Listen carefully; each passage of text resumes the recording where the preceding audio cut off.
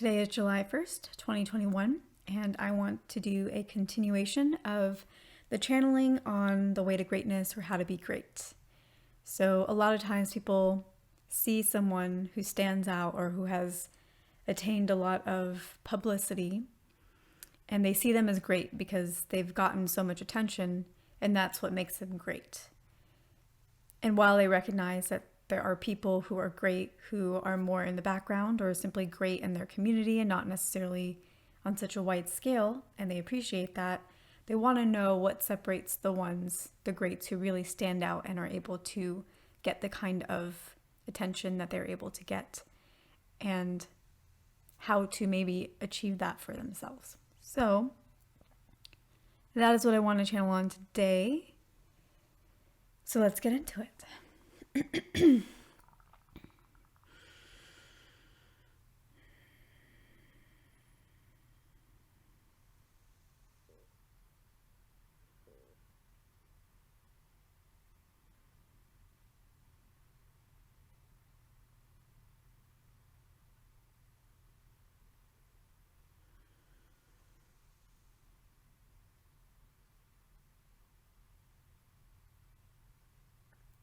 The question really is around how do people become so great at what they do that they're able to get a lot of publicity around that.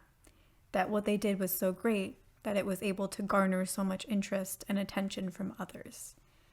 That's really what the question is around the greatness aspect. The answer to that is time. Now, you may look at some who are great and feel like, well, they achieved that when they were very young. What gives? That didn't require a lot of their time. However, it did. Because the question then is, where did they spend their time that the majority do not spend their time? If we look at people of the past, such as Mozart, even if we look at people of the present, such as child celebrities, where do the majority of them spend their time? Mozart spent the majority of his time at the piano. Child celebrities spend a great deal of their time on acting or singing. Most others spend a great deal of their time going to school, playing with their friends, experiencing life. That would be the majority of us. Now, you may think, okay, well, does that mean that what separates the greats from the rest of us is maybe they had a parent who really encouraged them and built their whole life around their craft, and that's why they're great. And, my parents didn't really see things that way, and maybe that's why I'm not great. Or maybe those greats have an interest so deep in something that was already inbuilt in them, and they're meant to be great. And I was never interested in anything that much for it to happen for me to be spending all of my time on that. And I really want to caution you on how you think about this. Because where do the majority of people spend their time, especially growing up? As we discussed, it's going to school, playing with friends, experiencing life through extracurricular activities, for example, or things that interest us at the moment, even if it was fleeting. And I want you to really appreciate what that has done for you and what it's brought into your life and how it has made you great in your own way. Maybe not by the definition by which you are asking, which is being so good at something that it gets the attention of others. We'll get into that as well. But I want you to really think about what has going to school, playing with your friends, and experiencing life given you. It's given you the full expression of life. It's given you the ability to be at the buffet of life and try a variety of different things. It's allowed you to master life on a broader scale. Mozart or child celebrities or even adult greats who really started in childhood and it took, into adulthood for them to really get recognized. They may be great at one thing, and that's great for them, but they didn't really get the full life experience in the way that you did. Now we can think about this in a variety of different ways, but let's take a look at celebrities. They get to experience a lot of life. They have a lot of income coming in. They get to do things that we don't often get to do. They get to meet kinds of people that we don't get to meet. Other celebrities, politicians, they get to travel the world. But their life is also limited in many ways. They spend a lot of their life hiding from the publicity that they've brought into their lives. Many of them don't go to college because they have these careers. So they miss out on that experience of development. A lot of them tend to go into drugs and the like, which you could consider a different experience, but is it always the experience that you really want? And what is the driver for them getting into that? So despite them seeming like they have a very broad life, they also have a very narrow, very focused life. They live within a bubble that can get them to experience things on a deeper level, whether that is for better or for worse. Whereas you have the freedom to go about your daily life, not really having to watch your back, having developed through being in school, if you went to college, developing even further in that way. Having been able to experience a lot of play. Mozart played, you could say, he played music, something that he enjoyed. But it wasn't really play in the way that you experienced it. And there are pros and cons really to each. Mozart's life was being at the piano and practicing and being shuffled from one concert to the other concert, from one country to the other country. You could say he experienced a lot more of life by traveling to all these different places, having the whole world know who he is and his work, living through history. Or you could say, yeah, he did get to go to a lot of places and he did get to meet a lot of people, but a lot of it was very narrow. It was doing the same thing over and over and over again. It was basically the one extracurricular activity that he had, and it was his whole life. So it really is all about perspective. We see these greats as people who are truly great, who are people who have achieved things that we wish we could achieve, but we forget about the cost that comes with that. We forget that we are great as well. The difference between ourselves and the greats that we often admire is the time. It's the time that was spent on something that they stuck with, something that they found passionate or found passion in from a very early age, and they stuck with and they put in the time. So as we were saying before, even children are spending a lot of time, even if they become greats early on in their lives, they spent a lot of time leading up to that, working on their craft. So a lot of it is time. And a lot of it, most of it, almost all of it, if not all of it, is understanding the greatness within. So, how does that tie into time? When you spend so much of your time focused on one thing, when you love it so much that's all you want to do, then that's basically all you think about. That's basically what you prioritize in your mind, is that one thing. And when you think in such a focused track, there is very little room for the conditioning that you're not good enough to come into play, because you are distracted by your focus on this one thing. So while many of us are going out, experiencing a lot of people in our lives, variety of people in a variety of different moods, sometimes we're in the wrong place at the wrong time where someone criticizes us. It has nothing to do with us. It simply has to do with that person, what was going on in that person's day. And we just happen to be there and they happen to take it out on us. When we live our day-to-day lives, we experience a lot of this conditioning that we're not great. And we listen to it because we are a little bit more broad in our life experience. We don't have that one thing that we're so obsessed with that doesn't really matter what people say. We're too busy focusing on what we're obsessed with, or too busy thinking like, yeah, thanks for the information. Can I just leave so I can go do what I really want to go do? And then of course this perpetuates because the more time you spend doing what you really enjoy, the more time you're spending away from people and their criticisms and focus simply on what you love and enjoy, the better you get at what you love and enjoy. So should anyone have a criticism and they don't know what they're talking about, you know they don't know what they're talking about because you're already super advanced. And you don't care what they have to say because you're like, well, you don't really know what you're talking about. I do. I'm great. So this is how it all works together.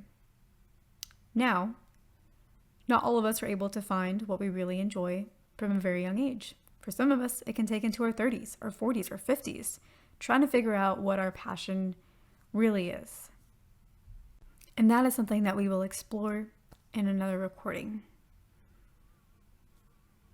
But I do first want to close the loop on time, knowing your own greatness, and how that translates into the publicity that comes with being great at what you do. What makes one person who's really good at what they do get noticed, while others who are great do what they love, but don't get as much publicity? Now, some of that is, of course, personal preference. Some greats simply enjoy being great for themselves and sharing that with those in their closest circle. And they don't want to be publicly known. They want to live private lives or lives of freedom. Again, this is all in how you look at it. You could see a celebrity as someone who has a lot of freedom because they have a lot of power. People know who they are. They can get free things. People want to give them free things, or people want to give them free passes because they know who they are. You could also see them as less free, or you could see them as free because of those reasons. And so they get to do a lot more things that they want to do because people allow them to do the things that they want to do because they know who they are. Alternatively, you could see them as not very free. They have to hide every time that they want to go outside, go in disguises or find nooks and crannies where they hope no one will really see them so they can actually enjoy a moment outside of their houses in peace and actually enjoy and experience out in the world. Otherwise, they're cooped up, trapped in their own homes to enjoy any kind of sense of privacy. So it really depends on how you look at any situation. So some greats want to live a life where they're not as known, where they can go out and not have to think about it. So that's one of the reasons.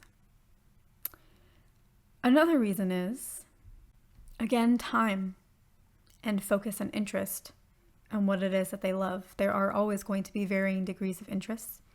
There's always going to be varying degrees of quote unquote greatness.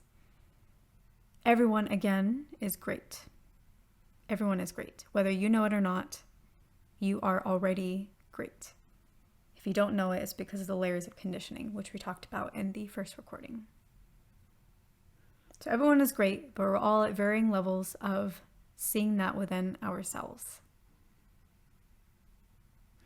And seeing that within ourselves becomes much easier when we spend a lot of time and focus on just a few things that really drive us or excite us. To be truthful, it doesn't have to be just a few things. It can be many things, so long as you focus on it and enjoy it and really channel your energy into one or all of those things. So, when you really channel your energy, when you channel your time and your focus into your life,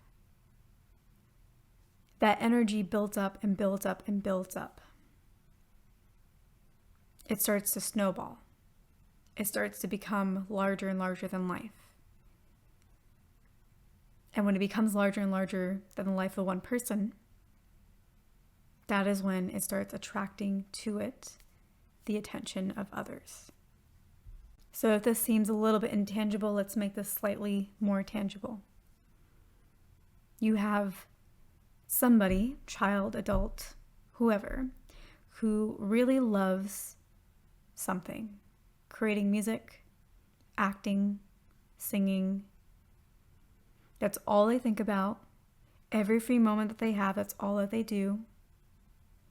They do it so much that they no longer care what anybody else thinks about what they do, because they have achieved through their focus and their time a level of advancement that allows them to know, hey, you're criticizing me, but you don't know what you're talking about.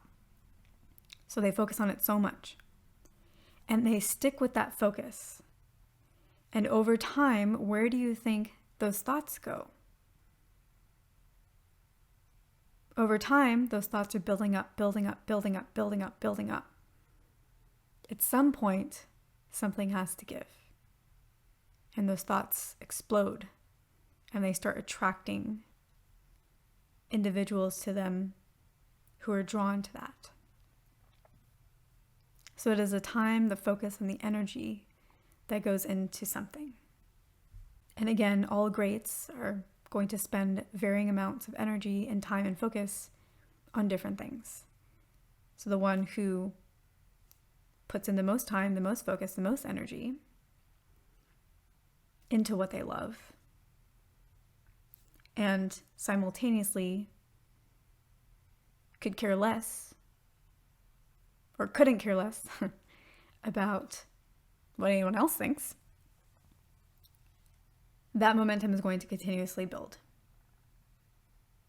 Because there's no outside thoughts that are canceling out any kind of internal thoughts that they have. So that's how that happens, is focus on something or many things, put a lot of energy into them, don't care about what others think about it. The higher you advance in what you're doing, the less you will care about what other people think.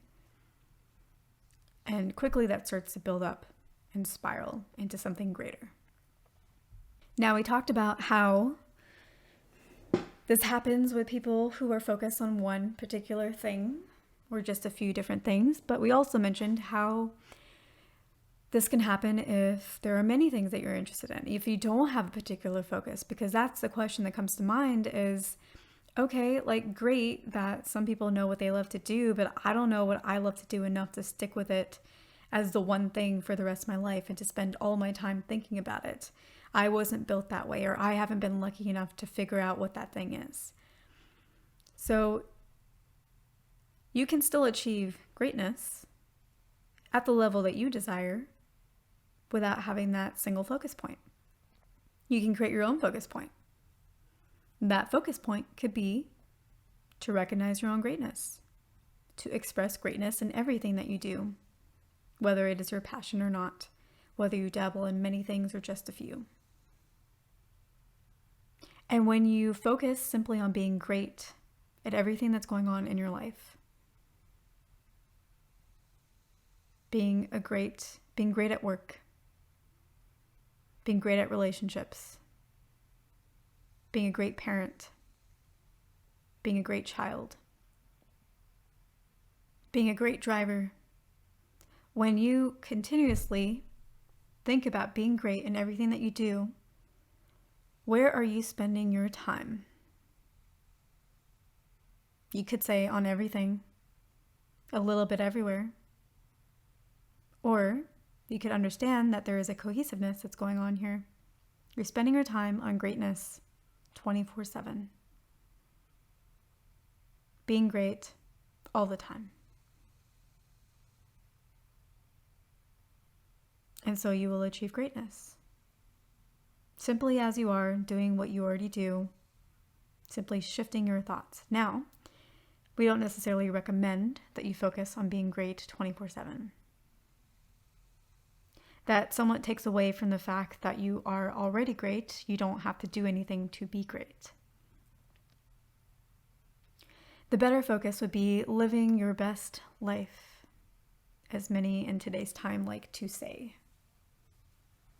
How we would like to say it is enjoying every moment as much as possible, being as present as possible, having as much fun in every moment as possible.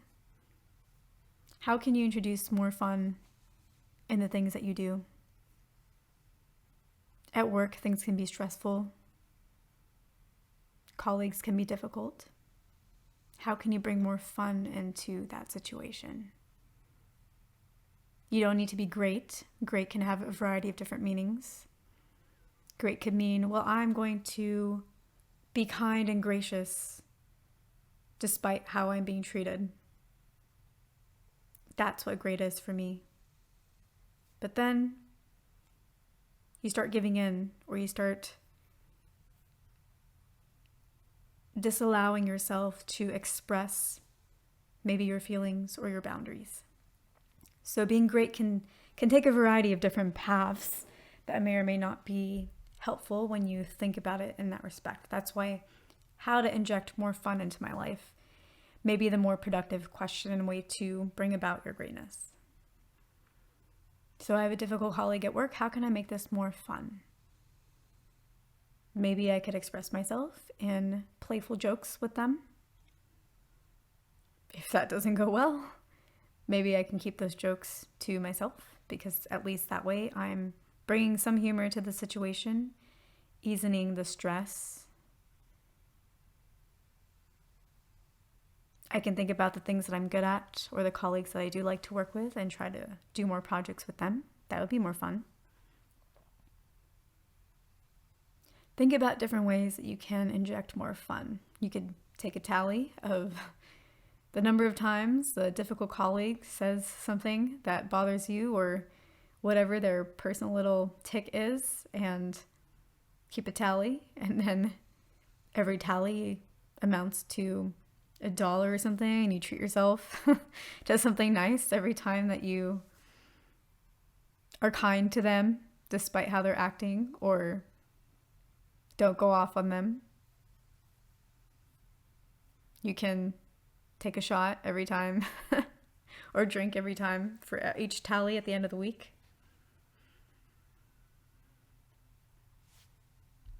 The idea is to have more fun with things as you are and things as they are, because so much of your life has been spent telling you how you need to be different to be good enough.